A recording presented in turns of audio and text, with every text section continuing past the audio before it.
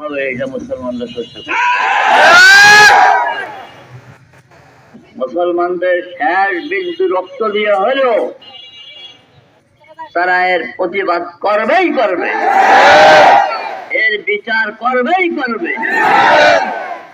আমি ভারত সরকারকে বলতে চাই, আপনি অনতিবিলম্বে তাকে বিচারের কাঠগড়ায় দাঁড়া করতে প্রস্তুত হয়ে যান।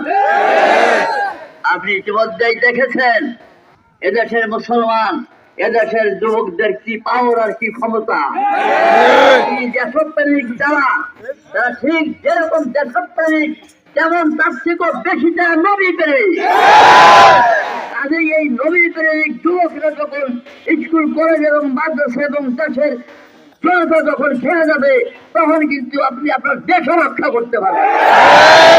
কাজেই আমার এই সংক্ষেপ কথা